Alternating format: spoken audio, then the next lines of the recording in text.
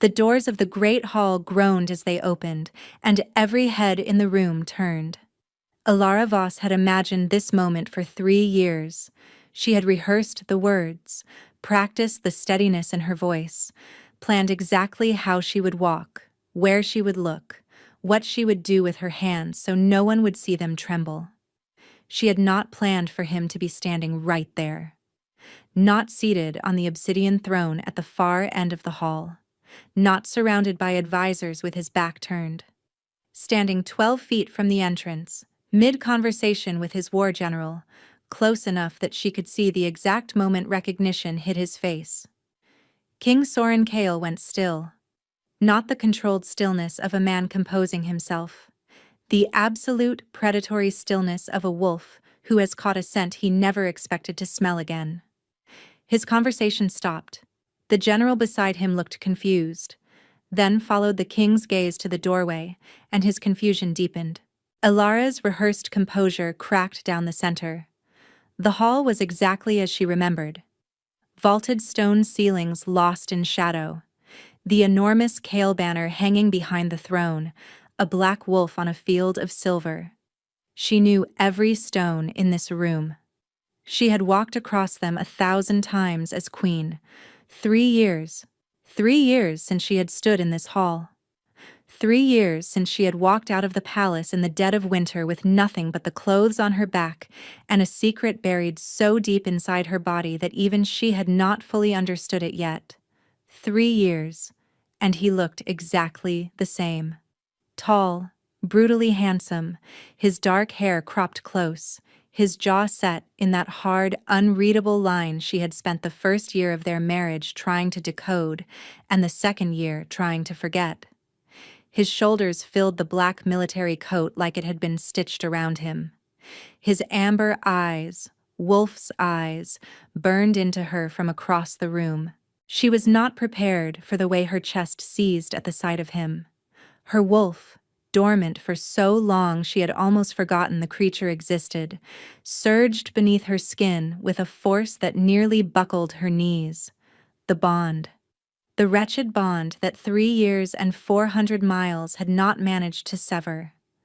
It roared to life like a fire doused in oil, flooding her veins with heat and longing and fury in equal measure.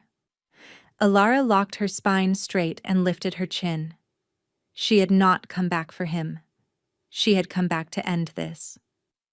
Behind her, hidden beneath the heavy traveling cloak draped over her nursemaid Bessa's arms, a small voice whimpered. Alara's blood turned to ice. Not now. Please. Not now. Soren's gaze shifted, moved past Alara's shoulder to the bundle in Bessa's arms. Something flickered across his face, fast and unreadable. His nostrils flared. The room had gone deathly silent. 40 courtiers, 6 council members, a dozen guards, all of them watching. Alara could hear her own heartbeat in her ears, could feel the weight of every gaze pressing down on her like stone. Soren took 1 step forward. Alara, he said. Just her name. Low, rough, stripped of every pretense. It hit her like a physical blow. She opened her mouth to deliver the speech she had spent 3 years composing. The words that would sever the bond, dissolve the marriage, and free them both. But before she could speak, the bundle in Bessa's arms let out a sharp, unmistakable cry. A child's cry. The sound cut through the silence of the great hall like a blade. Every person in the room heard it. Every person in the room saw the king's face change. The hardness did not leave. Something far more dangerous replaced it. A slow, terrible comprehension that moved through his features like a storm front rolling across open land. His amber eyes locked onto the bundle, then onto Alara, then back to the bundle. Whose child? He asked. His voice was quiet, the kind of quiet that made seasoned generals take a step back. Ilara's throat closed, her carefully rehearsed words disintegrated. Everything she had planned, everything she had prepared, collapsed around her in the space of a single heartbeat. The courtiers were frozen. She could feel their shock radiating outward like heat from a forge. Whispers would follow. Scandal would follow. Everything she had tried to prevent by leaving in the first place was unraveling in front of 40 witnesses. Bessa shifted the child instinctively, drawing the bundle closer to her chest, protective. The nursemaid's face was pale, her eyes wide, but she held her ground. She had promised Alara she would hold her ground. Soren took another step forward, then another. Each one deliberate, measured, the walk of a predator closing distance. His gaze never left the child, because the child in Bessa's arms had just opened her eyes, and they were amber. Wolf's eyes. His eyes. The king stopped breathing. Ilara had not wanted to marry a king. She had not wanted to marry anyone, truthfully, but a king least of all. The arrangement had been forged in the language of politics, not affection. Her father, Lord Marin Voss of the Thornwall province, had leveraged his only daughter's hand in exchange for military protection against the Ashfang raids that had been decimating the borderlands for 2 brutal seasons. Soren Kale, newly crowned and barely 26, needed the allegiance of the border lords to stabilize a kingdom still bleeding from his father's disastrous reign. It was a transaction. Clean, logical, mutually beneficial. Alara had arrived at the Ironmere Palace on a gray morning in late autumn, her belongings packed into 3 trunks, and her expectations packed into none. She had told herself she would be useful, she would fulfill her duties, produce an heir when required, and otherwise stay out of the way. She had not expected Soren Kale to be beautiful, not handsome in the polished, courtly way she had braced for. Beautiful in the way a blade is beautiful. Sharp-featured, intense, with amber eyes that tracked movement like something feral lived behind them. He barely spoke to her the first week. Not out of cruelty, she realized later, but because he genuinely did not know how. The young king had been raised by a father who communicated through orders and violence, and Soren had inherited the silence without the cruelty.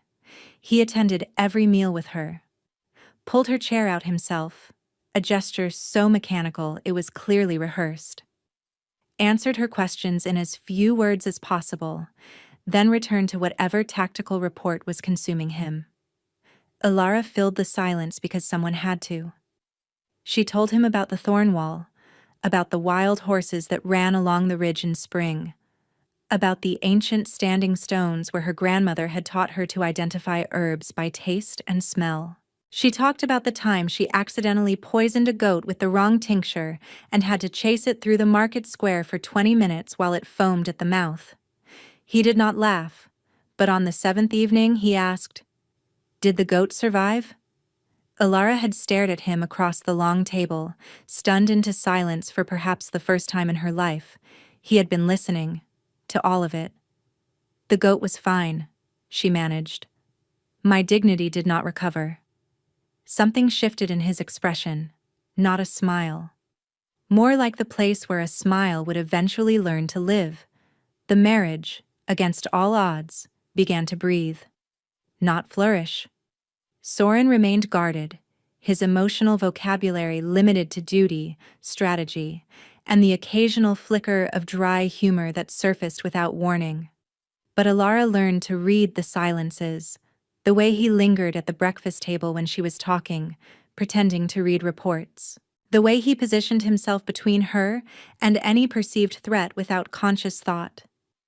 The way his hand would hover near the small of her back as they walked, never quite touching, as if he wanted to, but had not given himself permission. She learned other things too. The kingdom was fracturing.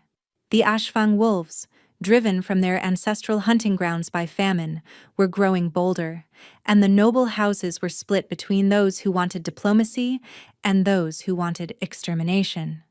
Soren worked constantly. She would find him in his study long past midnight, maps spread across the desk, candles burned to stumps. He ate when reminded. Slept, she suspected, almost never. One night, 2 months into the marriage, Alara woke to the sound of something breaking. She found him in his study, a shattered glass on the floor, his hands braced against the desk, his breathing ragged. "Soren?" she whispered from the doorway. He did not turn around. "Go back to bed." She did not. She crossed the room, knelt beside the broken glass, and began picking up the pieces. "Leave it," he said, his voice tight. "You will cut yourself," she replied, not looking up. "Ilara." "I am picking up glass, not staging a revolt. You can resume brooding in a moment." The silence that followed was so sharp she thought she had gone too far. Then she heard a sound she had never heard before. A breath that was almost a laugh, bitten off before it could fully form. She looked up. His eyes were fixed on her, and in them she saw something that made her chest tighten. Not amusement, though that was there. Exhaustion. The kind that lived in the bones and had nothing to do with sleep. "The council wants me to march on the Ashfang wintering grounds," he said quietly. "Raise them before spring." "Women and children included?" Alara asked. His jaw tightened. "That is the implication."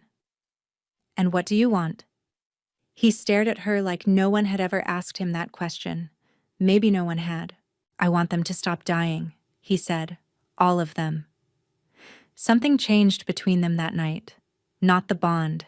The bond had always been there, a low hum beneath her skin that she had learned to ignore. This was different. This was a choice. Two people deciding to see each other. The months that followed were the closest thing to happiness Alara had ever known. It arrived quietly, without announcement, in the small moments she had not thought to guard herself against. The way he started waiting for her before eating, even when she was late. The way he began leaving books on her nightstand, volumes on herbalism and botanical illustration that he had clearly gone out of his way to find. The way he said her name differently now, softer, like it had become something worth being careful with. She fell in love with him the way you fall asleep. Slowly, then all at once. And by the time she realized what had happened, it was far too late to protect herself.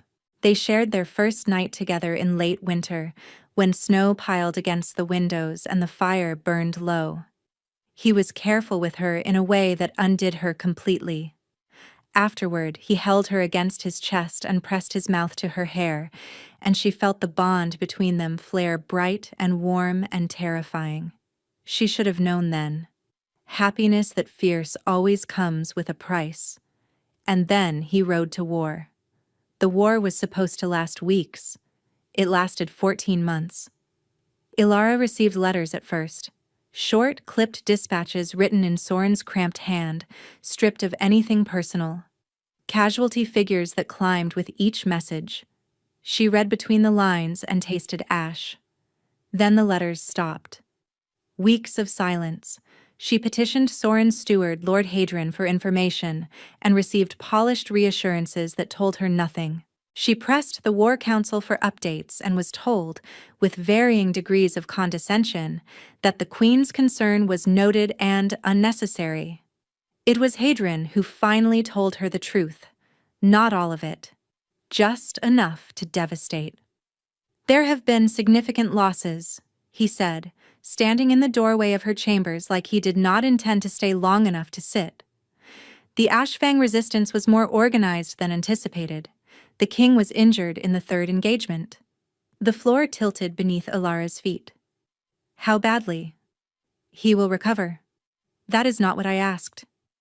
Hadrian's expression remained immaculate. "The king will recover, Your Majesty. That is all I am authorized to share." Alara did not sleep that night.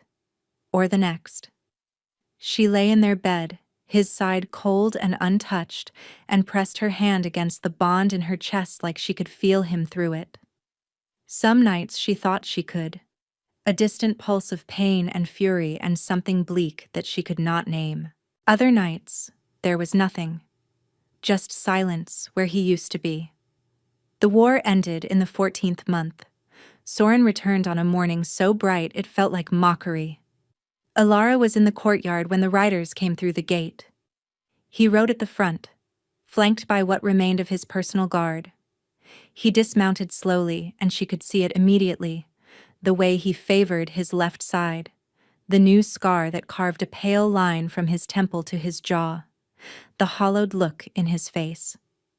But it was his eyes that stopped her. They were flat, emptied of everything she had spent months learning to read. She walked toward him. He watched her approach with no expression at all. "You are home," she said, searching his face for the man she had married. "Yes," he replied. The word carried nothing. That night he sat on the edge of their bed and stared at the wall. Alara sat beside him and waited. Minutes passed, long and heavy. She reached for his hand. He pulled away. Not violently, gently, even. But the withdrawal was absolute. He stood, crossed to the door, and said without turning, "I will sleep in the study tonight." He slept in the study every night after that. The man who returned from the Ashfang War wore Soren's face but lived behind glass. He attended councils, issued orders, ate when prompted, and performed every function required of a king with mechanical precision. But the warmth was gone. The dry humor was gone. The hovering hand at her back was gone. Alara tried. She talked to him the way she used to, filling silences with stories. He listened politely and responded with nothing. She brought him meals in his study. He thanked her with the detached courtesy of a man addressing a servant. She reached for the bond, pressed against it, tried to feel him through the connection that had once hummed between them. It was like pressing her hand against stone. 3 months after his return, the court began to whisper. The queen was barren. The king was cold. The marriage was a failure. The border lords were restless, questioning whether the alliance still held value without an heir. Alara could bear the whispers. She could bear the cold bed and the locked study door, and the polite, empty courtesy he offered in place of everything he used to be. What she could not bear was the night she finally confronted him. She found him in his study past midnight, the same scene from a year ago. But the man sitting behind the desk was a stranger. "Soren, talk to me," she said. "Please." He looked up. "About what?" "About anything. About the war. About what happened to you. About why you will not let me near you." Something moved behind his eyes, deep and fast, like a creature diving beneath the surface. Then it was gone. "Nothing happened to me," he said. "You are lying. I am telling you what you need to hear. I need to hear the truth." He stood, and the full height of him filled the room in a way that used to make her feel safe, and now made her feel like she was standing on the wrong side of a locked door. "The truth," he said, his voice flat, "is that the war is over, the kingdom is stable, you are safe. There is nothing more to discuss." "And us?" Alara whispered. "Is there anything left to discuss about us?" The silence lasted too long. She watched his face and saw the answer before he spoke it. "You should rest," he said. "It is late." She left his study that night and did not go back. She did not reach for the bond again. She did not try to fill the silence. 2 weeks later, a healer in the servants' quarters confirmed what Ilara had suspected for days. She was carrying the king's child. She stood in the healer's dim room, her hand pressed to her stomach, and felt the ground open beneath her. A child. His child. Growing inside her while the man who had fathered it could not bring himself to touch her hand. She could tell him. She could walk to his study right now and tell him, and maybe it would change everything. Maybe it would crack the glass. Maybe he would come back to her. Or maybe he would look at her the way he had been looking at her for 3 months. Politely, distantly, like she was a duty he had already fulfilled. Alara made her decision that night. She packed one trunk. She left her crown on the vanity, her rings on the nightstand, and a sealed letter on his desk that said only what needed to be said. She asked for nothing. She explained nothing. She simply left. She walked out of the Ironmere Palace before dawn, accompanied only by Bessa, her nursemaid, and disappeared into the winter dark. No one followed her. And for 3 years, she convinced herself that no one had wanted to. The Great Hall had erupted into chaos the moment Alara was escorted out. She knew this because she could hear it through the walls, the roar of voices, Soren's above them all, issuing commands that shook dust from the rafters. They put her in a waiting chamber off the east corridor. Stone walls, a narrow window, a single chair. Bessa sat beside her, the child asleep again in her arms, mercifully quiet. "That went well," Bessa said. Alara pressed her hands over her face. He saw her. He saw her eyes. Every person in that room saw her eyes, lamb. The door opened. A woman entered, tall and angular, with silver threaded through dark hair pulled back in a severe knot. She wore healer's robes and carried herself with the particular authority of someone who had spent decades being right about things other people did not want to hear. "I am Thessaly," the woman said, "chief healer of the Ironmere court. You will forgive the lack of pleasantries. The king has demanded a full examination of the child within the hour." Alara's arms tightened instinctively. "No one is examining my daughter without my presence." Thessaly studied her for a long moment. "I would not expect otherwise. Come." The examination took place in the healer's wing. Thessaly was thorough, gentle, and utterly silent throughout. She checked the child's heartbeat, reflexes, breathing, and grip. She held the child up to the light and looked into her eyes for a long time. "Her name?" Thessaly asked.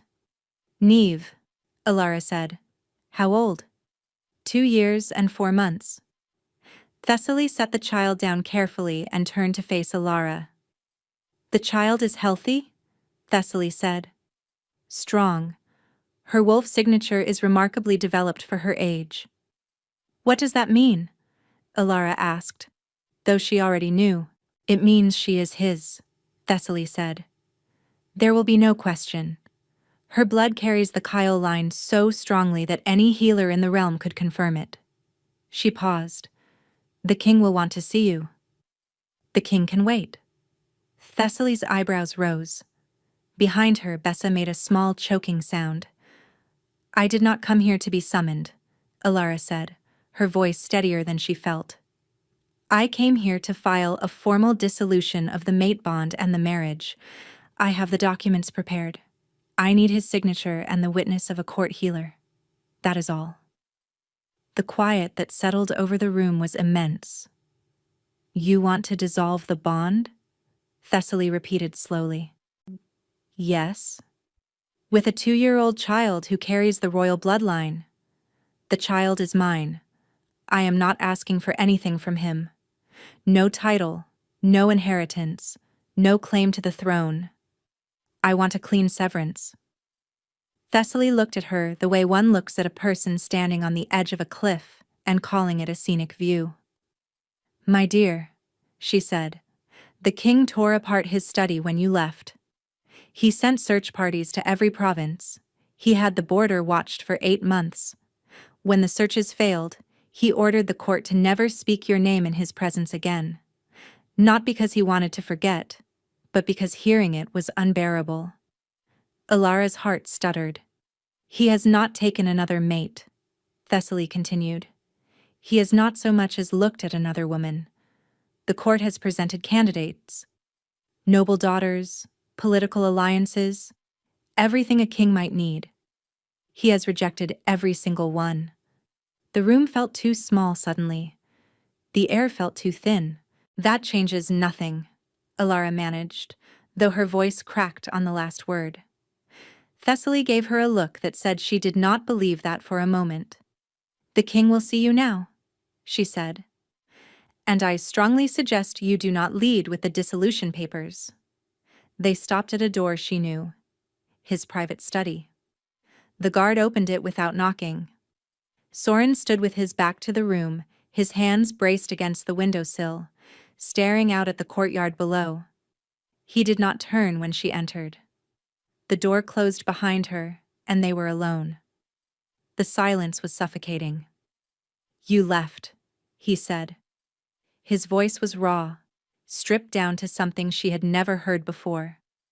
Not the king's voice, not the commander's voice, something underneath all of it. "You were gone," Alara replied. "Long before I was." He turned, and the look on his face nearly destroyed her. It was not anger, though she could see anger beneath the surface, coiled and barely contained. It was devastation. The kind that lives in a person for years and hollows them out from the inside. "You were pregnant," he said. "You were pregnant, and you did not tell me.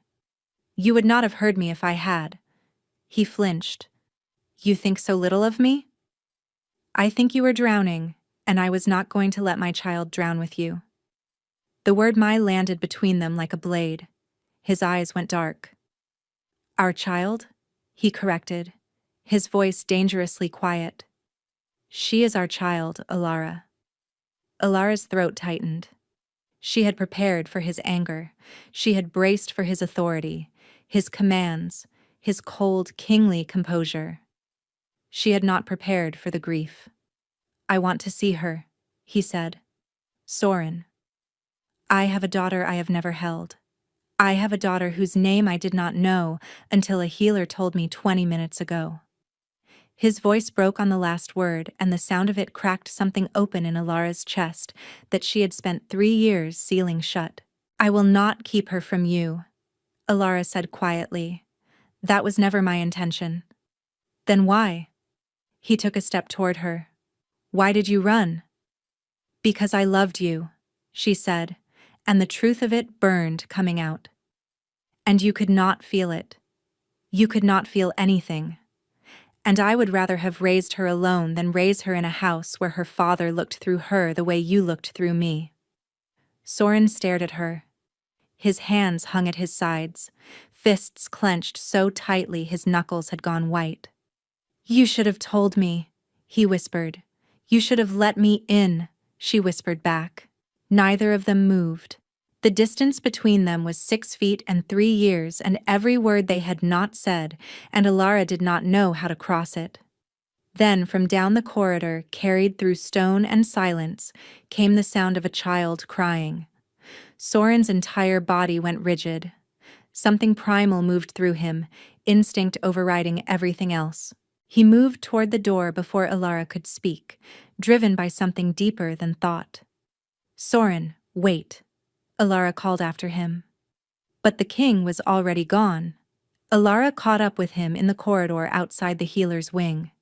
She grabbed his arm, felt the heat of him through the fabric, and the bond flared so violently between them that she nearly lost her footing. "You cannot just storm in there," she said, breathless. "She does not know you. She is 2 years old, and she is in a strange place surrounded by strangers. If you walk in there looking like that, you will terrify her." Soren stopped. He looked down at her hand on his arm, then at her face. "Looking like what?" "Like a king preparing for battle." Something shifted in his expression. The hard lines softened, just fractionally, and she saw it again, the man beneath the armor. The one who had asked about a goat. The one whose hand had hovered at her back, wanting to touch but not knowing how. "What do I do?" he asked, and the vulnerability in the question was so raw, so unlike anything she had ever heard from him, that Alara's chest ached. "You sit down," she said. "You make yourself small. You let her come to you." He looked at her like she had asked him to disarm in enemy territory. "I know," Alara said, "but she is not a council meeting. She is a child, and she decides who she trusts." They entered the healer's wing together. Neve was sitting on Bessa's lap, her small face blotchy from crying, her amber eyes wide and suspicious. When she saw Ilara, she reached out immediately, her fingers grasping. "Mama," she said. Ilara took her, pressing the child against her chest, and felt the knot in her stomach loosen for the first time since she had stepped through the palace gates. Neve's small fingers twisted into her hair, holding on. Soren had stopped in the doorway. He was staring at the child with an expression Alara had never seen on his face. Not the controlled blankness he wore for the court. Not the intensity he carried into war councils. Something entirely unguarded, stripped of every defense, and so full of longing it was almost unbearable to witness. "Neve," Alara said softly, shifting the child in her arms. "This is someone Mama wants you to meet." Neve turned her head and looked at the king of the realm. Soren did what Alara had told him. He sat down. Not in a chair. On the floor. The Alpha King of Ironmere, commander of armies, conqueror of the Ashfang territories, sat down on the cold stone floor of the healer's wing and made himself small. Neve watched him with the solemn, unblinking assessment that only small children are capable of. Soren did not move, did not speak, did not reach for her. A minute passed, then two. Neve's grip on Alara's hair loosened. She leaned forward slightly, studying the stranger on the floor with open curiosity. Then she pointed at the scar on his face. "Hurt?" she said. Something cracked in Soren's composure. "Yes," he managed, "but it is better now." Neve considered this. Then she wriggled free of Alara's arms, slid to the floor, and toddled across the distance between them with the fearless confidence of someone who has not yet learned that the world can be cruel. She stopped in front of him, reached up with one small hand, and pressed her palm against the scar on his cheek. Soren's eyes closed. His hand came up, trembling, and covered hers. His shoulders shook once, hard, and he pressed his lips together to keep the sound inside. Behind them, Bessa turned away, wiping her eyes with her sleeve. Thessaly, who had been standing in the doorway observing with clinical detachment, looked down at her hands. Neve patted the scar gently. "Better?" she asked. "Yes," Soren said, his voice barely holding. "Much better." Neve smiled. It was a devastating thing, that smile. Because it was Alara's smile on a face that was unmistakably his, and the combination of the two of them in one small person seemed to undo something fundamental in the king's composure. He gathered the child into his arms slowly, carefully, like she was made of something that would shatter if he moved too fast. Neve settled against his chest without protest, her head tucking beneath his chin. Soren held her, and Alara watched the last 3 years catch up with him all at once.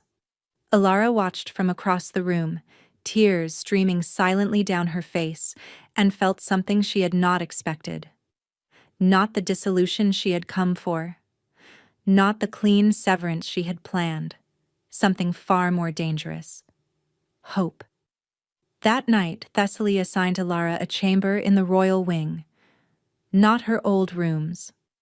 Those had been sealed since the day she left.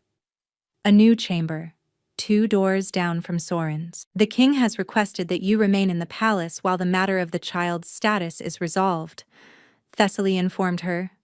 Alara understood perfectly. Neve was no longer just her daughter. She was a political reality, a bloodline, a succession, a claim to the throne that every noble house would have an opinion about. She had walked back into the palace to end her marriage.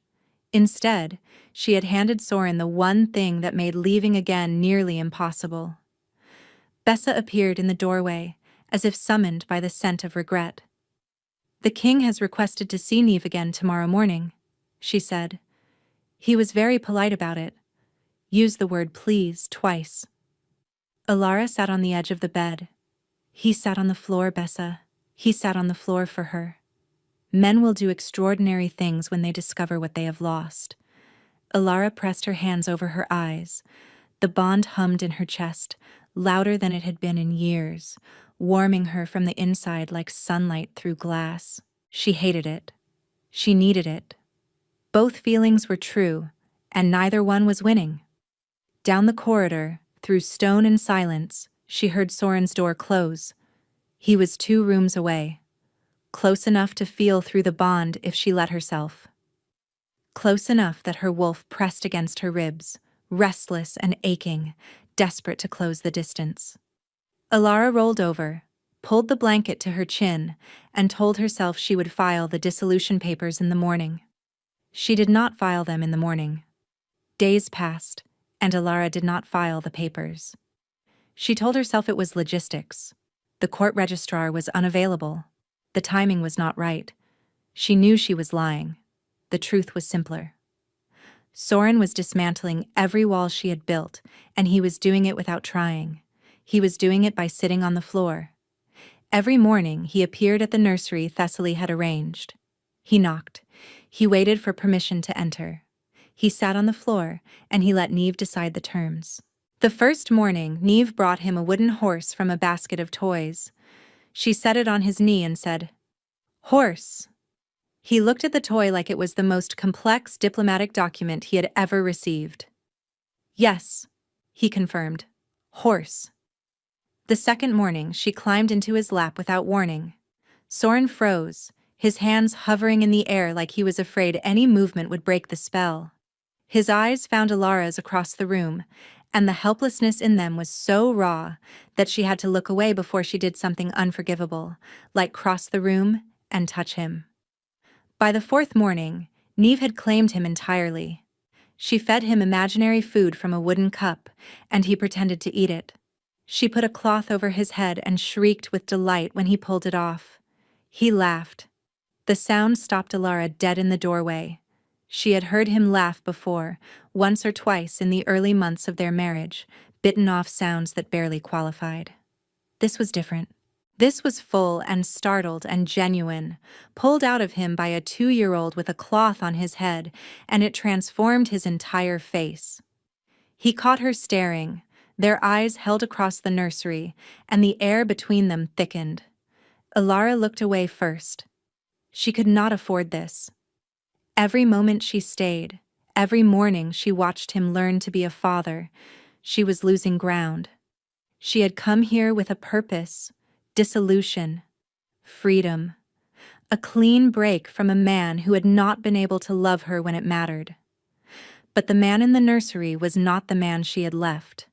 That man had been unreachable, a ghost wearing the shape of someone she loved. This man sat on cold stone floors. This man said please twice. This man held a wooden horse on his knee with the careful reverence of someone who understood what he had nearly lost.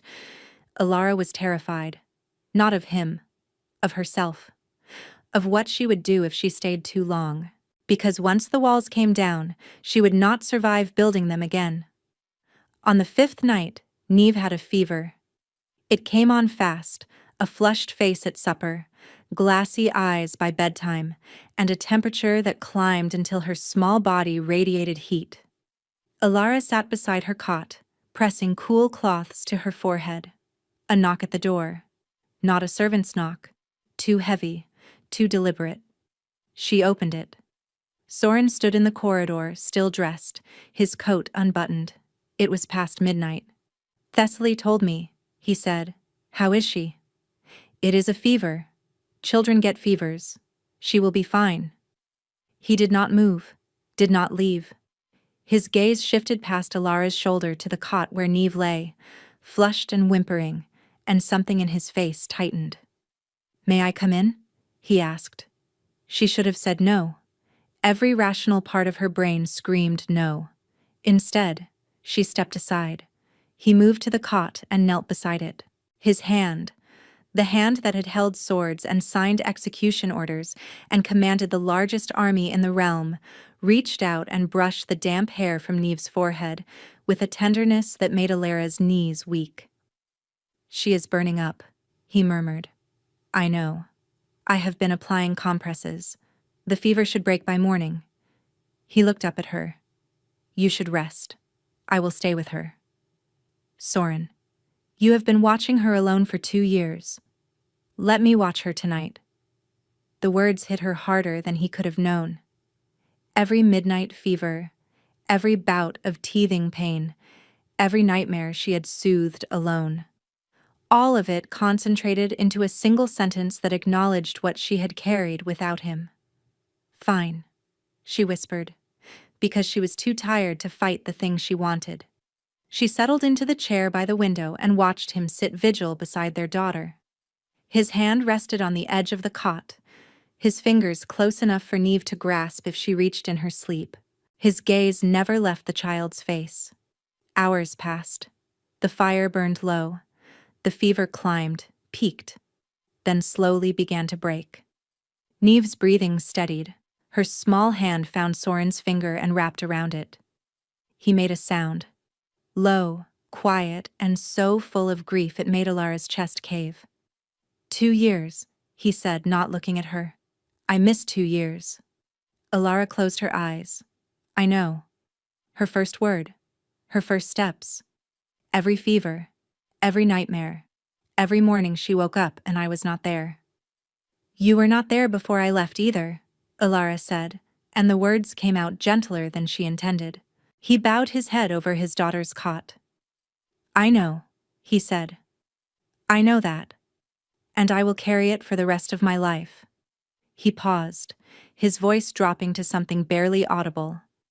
I will not ask you to forgive me, but I need you to know that I am not the man you left. Alara stared at his back, at the rigid line of his shoulders, at the way his free hand gripped the edge of the cot like it was the only thing holding him upright. Then who are you? She asked. He turned to look at her, and his eyes were wet.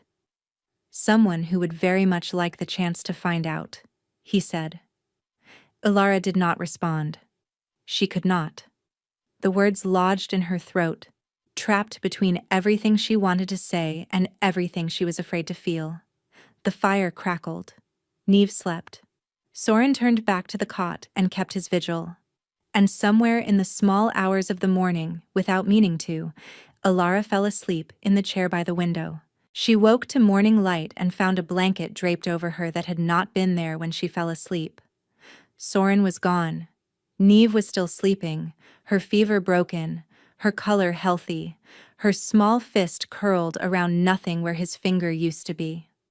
On the nightstand beside the cot, placed carefully so it would be the first thing Alara saw, was a single folded piece of paper. She opened it with trembling hands. 2 words, written in his cramped, familiar hand. I looked. She had convinced herself for 3 years that no one had come looking for her when she left. He had. The note fell from her fingers, and she pressed her hand to her mouth to muffle the sound that escaped. Alara found Thessaly in the healer's wing that afternoon, grinding something that smelled of copper and burnt rosemary. I need to understand something, Alara said without preamble. The bond? It should have weakened when I left. 3 years, 400 miles. Everything I have read says distance degrades an incomplete bond over time, but it has not weakened. If anything, it is stronger now than when I left. Thessaly did not look up from her mortar. That is because the bond was never incomplete. Alara stared at her. What? Thessaly set the pestle down and turned to face her. You shared a marriage bed. You conceived a child together. The bond sealed the moment Neve was conceived, whether you exchanged mating marks or not. A child is the deepest form of bonding 2 wolves can create. It is permanent. It cannot be dissolved. The floor dropped from beneath Ilara's feet. Dissolution has been done before, she said, though her voice had gone thin. For incomplete bonds, yes. For political marriages where the bond never fully formed. But yours formed, Alara. It formed and it rooted and it grew. And then you ran from it, and it stretched across every mile between you and held. Thessaly paused. The bond kept you alive, both of you. Alara sank into the nearest chair. Her hands were shaking. You are telling me there is no dissolution. I am telling you the paperwork is meaningless.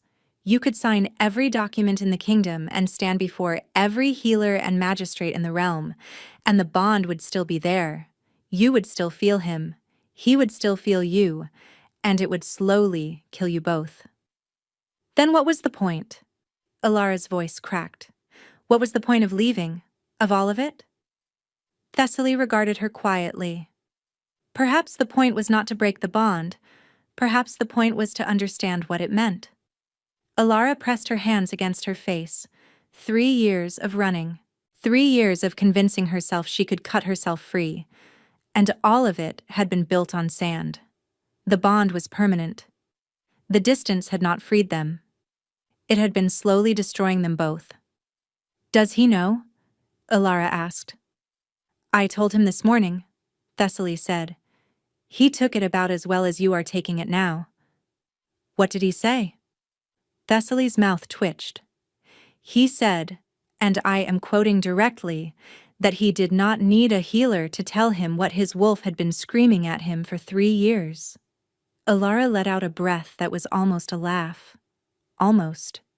She found him in the courtyard as the sun was setting, sitting on the low stone wall near the fountain. He was watching the sky, his coat unbuttoned, the scar on his face caught in the amber light. He looked tired.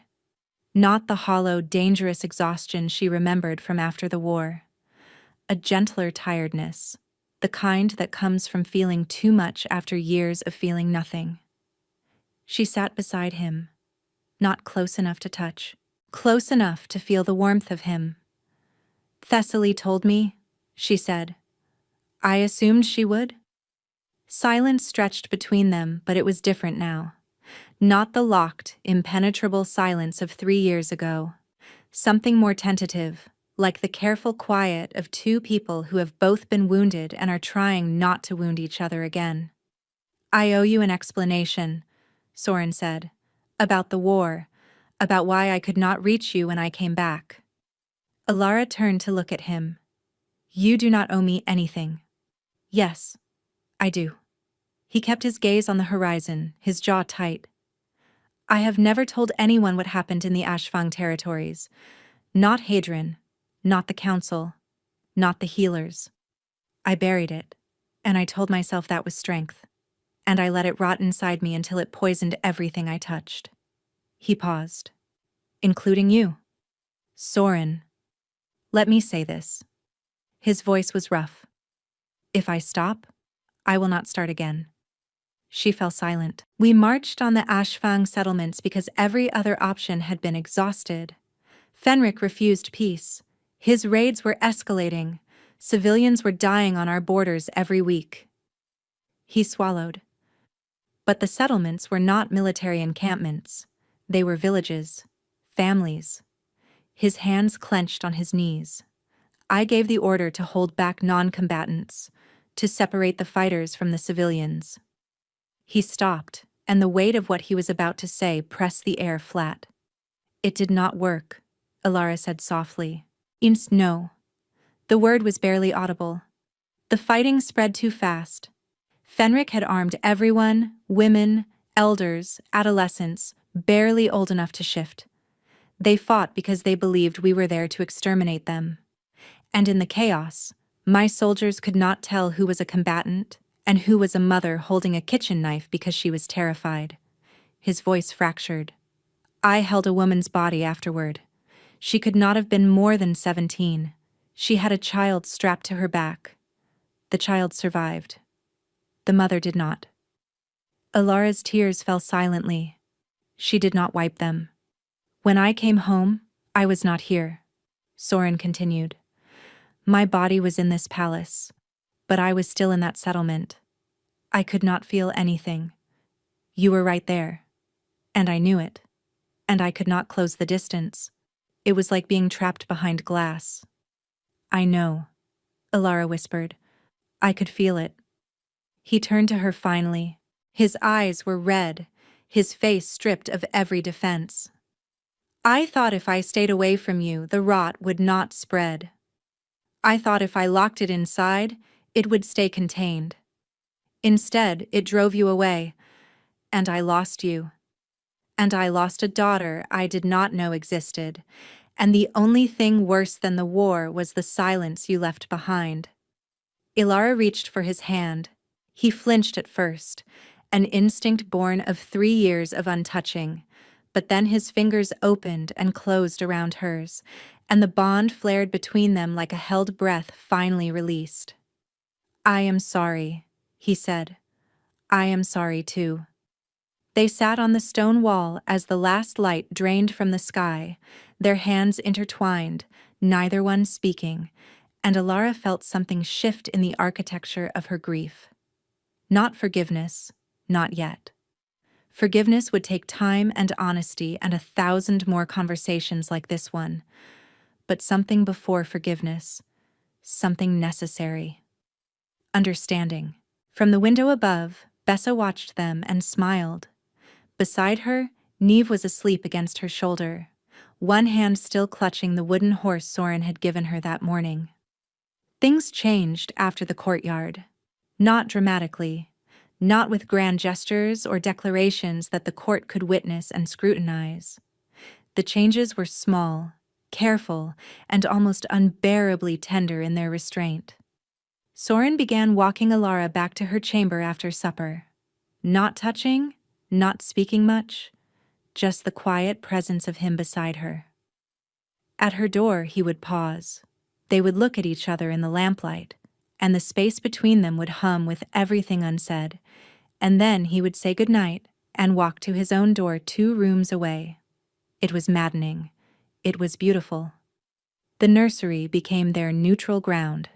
Neve, oblivious to the complicated history unfolding around her, served as the bridge neither of them could build alone. When Neve put a wooden crown on Soren's head and declared him King Papa, Ilara laughed so hard she had to leave the room. When she came back, Soren was still wearing the crown, his expression gravely dignified, while Neve arranged toy soldiers around his knees. "I have been given a field promotion," he informed Ilara. "You look very distinguished, Your Majesty." "Neve seems to think I am also a horse. She tried to ride my back earlier." "Did you let her?" "Of course I let her. She is my commanding officer." Ilara bit her lip against the swell of warmth in her chest. This was the man she had married.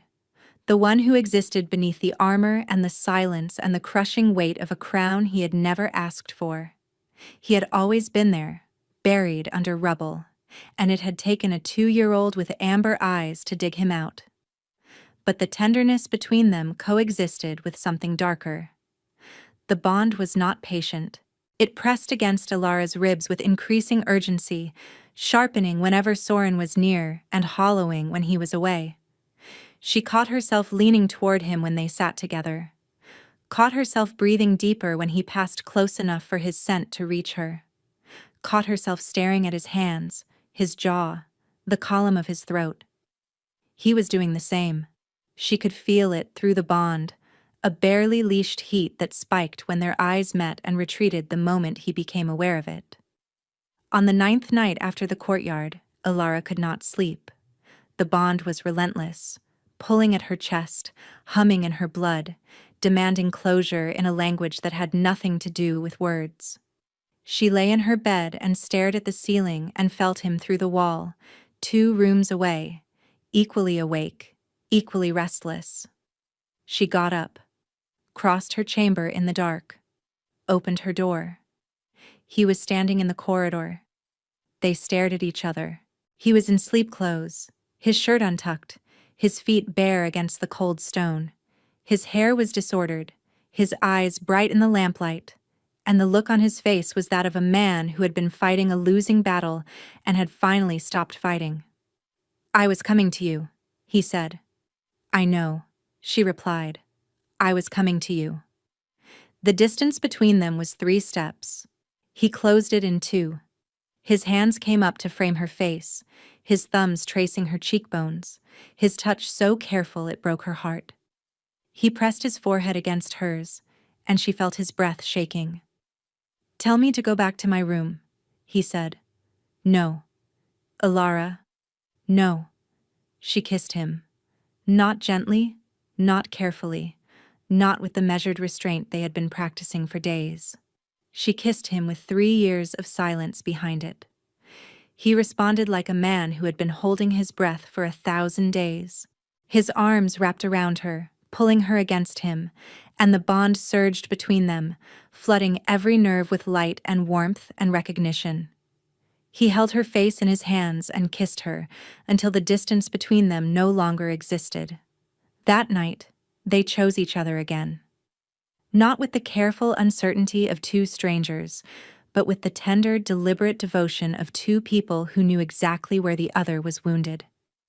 The bond sealed shut between them, complete and unbreakable, and the relief of it was so overwhelming that she wept. Soren held her afterward, his face buried in her hair. His heartbeat was steady against her back. "Stay," he said. Not a command, a plea. "I am not leaving," Alara whispered. "Not again. Not ever." He pulled her closer and she felt his breathing steady, felt the tension that had lived in his body for years begin, finally, to release. His arm tightened around her waist, his hand spread protectively across her stomach, and she felt him surrender to something he had been resisting since the moment she walked back through the doors of the great hall. Trust. She closed her eyes. The bond hummed between them, warm and golden and complete. She slept deeply for the first time in 3 years. But in the darkest part of the night, she woke to the sound of Soren screaming. Alara jolted upright. Soren was rigid beside her, his back arched, his hands clawing at the sheets. His eyes were open but unseeing, fixed on something that was not in the room. "Soren." She grabbed his shoulders. "Soren, wake up." He did not respond. His breathing was ragged, shallow, and through the bond she felt it. A wave of horror so intense it nearly pulled her under. Guilt, grief, and something else. Something cold and patient and hungry that did not belong to him. The bond flared, and the room dissolved. Alara was standing in ash, gray ash that covered the ground as far as she could see, smelling of smoke and ruin. The sky was the color of bruised skin, and the air was perfectly still. She knew immediately this was not a dream. She could feel the ash between her toes. She could taste the soot on her tongue. Soren stood ahead of her, his back to her, motionless. Around him, arranged in a loose circle, stood figures, dozens of them. Men, women, adolescents, their faces blank, their wounds visible. The dead from the Ashfang territories. Alara's stomach turned to ice. "Soren," she called, moving toward him. He did not react. His gaze was locked on the circle of the dead, his face drained of color, his body held in the rigid posture of a man enduring punishment he believed he deserved. The figures began to speak, not all at once. One voice, then another, layering over each other until the sound was a low, relentless chorus of accusation. "You gave the order. You could have stopped it. My child was on my back. You saw me. You did nothing." Alara reached Soren's side and took his arm. He was shaking beneath her grip. Through the bond, she felt what he felt, and it was annihilating. The guilt was not a feeling. It was a structure, a prison built from the inside out, reinforced every night with the same accusations, the same faces. "This is not real," Alara said firmly. "It is real," Soren said, his voice hollow. "They are real. They were real. They were real. What happened to them was real. But this place is not where they live now. This place is where you keep punishing yourself." The figures pressed closer. The young woman from his story stepped forward, the one with the child on her back, and Alara saw her face clearly for the first time. Young, terrified, fierce. The face of a mother who had died trying to protect her child. "You killed me," the figure said, and Soren's knees buckled. Alara caught him, held him upright with strength she did not know she possessed. "Listen to me," she said, her voice cutting through the murmur of the dead. "You did not kill her. War killed her. A war you tried to prevent, fought to end, and carry with you every single day. You were not enough to save everyone. No one could have been. I should have been. Then I should have stayed. When you came back broken, I should have stayed and fought harder instead of running. I should have been strong enough to reach you through the glass. But I was not. and I have spent 3 years punishing myself for it, the way you have spent 3 years punishing yourself for this." He looked at her, really looked at her, not through the haze of guilt but at her, seeing her. "We are the same," Alara said, her voice breaking. "We both built prisons out of our own pain and climbed inside and called it what we deserved. But it is not what we deserve. It is not what Neve deserves. And it is not what they deserve." She gestured at the figures. "They deserve to be mourned. They deserve to be remembered. But they do not deserve to be turned into weapons you use against yourself every night." The ash stirred beneath their feet. The figures wavered. "You have a daughter who puts wooden crowns on your head," Alara continued, tears running down her face. "You have a mate who crossed a kingdom to come back to you. You are allowed to carry the grief without letting it carry you. You are allowed to live, Soren. Please, choose to live." The circle of the dead stood still. Soren stared at them, his body shaking, the bond between them burning like a wire pulled taut. Then the young woman with the child on her back looked at Alara. Not at Soren. At Alara. And something in her blank expression shifted. The accusation drained away, and what remained was exhaustion. The exhaustion of being summoned night after night to perform a role in someone else's suffering. "Let us go," the woman said, and it was the first time the voice sounded like her own instead of his. Soren made a sound that came from somewhere deeper than his chest, a raw, tearing grief that had been locked inside him for years. He pressed his face into Alara's shoulder and broke open, and the dam that had held everything back since the war collapsed completely. The figures dissolved. Not dramatically, not all at once. They faded the way morning fog fades, gradually, gently, as if they had been waiting for permission. The ash settled, the bruised sky lightened, and the landscape, the prison he had built inside himself, began to crumble. Alara held him as it fell apart around them, and she did not let go. They woke together, gasping, tangled in the sheets of his bed. The fire had burned down to embers. The room was cold. Dawn light crept through the curtains. Soren's face was wet. So was hers. He looked at her with something she had never seen in him before. Not the guarded stillness, not the controlled authority. Something new. Something raw and fragile and open. "Thank you," he whispered. Alara pressed her forehead to his. "Do not thank me. Just stay." "I am not going anywhere," he said. And for the first time, she believed him. The nightmares did not stop entirely. Grief does not work that way. You do not walk through a door and leave it behind forever. You carry it with you, but you learn slowly to carry it differently. To let it sit beside joy instead of smothering it. Soren still woke in the dark sometimes, his breathing sharp, his hands reaching. But Alara was there. She was always there. And her presence, the scent of her, the weight of the bond between them, pulled him back before the ash could settle around him again. They rebuilt slowly, with the careful patience of two people who understood how much damage haste could cause. The cord adjusted, grudgingly at first, then with increasing acceptance as the change in the king became impossible to ignore. He smiled in public now. He left council meetings at a reasonable hour. He ate meals with his family. Neve, for her part, took to palace life with the fearless entitlement of a child who has decided that every room belongs to her personally. She appointed herself supervisor of the royal guard, inspector of the kitchens, and chief advisor on all matters involving toy horses. "She is 2, Soren told Thessaly when the healer noted this was a terrible precedent. "She can have precedent when she is 3. On a morning in late spring, Alara woke to pale gold light pooling across the bed. Soren was still asleep beside her, one arm wrapped around her waist, his breathing deep and even and peaceful.